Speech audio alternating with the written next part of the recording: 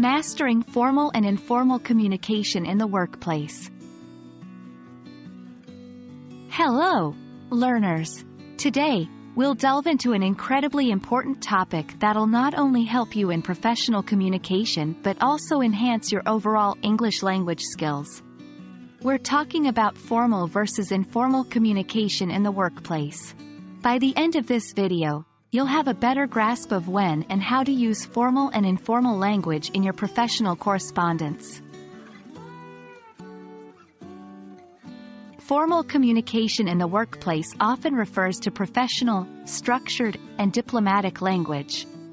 It's used in official documents, reports, and professional emails or letters. Formal language is polite, clear, and unambiguous. For example, instead of saying, "Hey, can you get this done ASAP?" you might say, "Dear name, could you please complete this task at your earliest convenience?" Note the polite tone and full sentences that characterize formal communication. On the other hand, informal communication is more casual and relaxed. It's often used in less formal settings, or when communicating with colleagues or peers with whom you have a close relationship. Informal communication might include contractions, idioms, and colloquial language. For example, you might say to a close colleague, "Hey, could you help me out with this when you get a minute?" This is less formal, more direct, and uses colloquial phrases. Knowing when to use formal or informal communication can be tricky. As a rule of thumb, it's safer to start with formal communication until you understand the culture and communication norms of your workplace.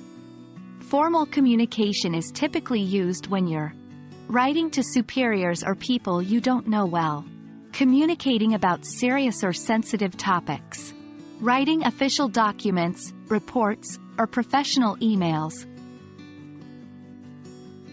Informal communication is more appropriate when you're talking to colleagues or peers you're familiar with.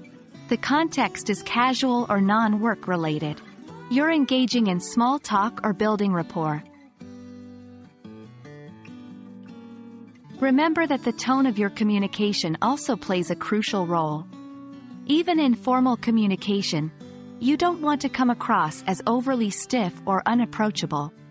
Likewise, in informal communication, you should still maintain a level of professionalism. That wraps up our discussion on formal versus informal communication in the workplace.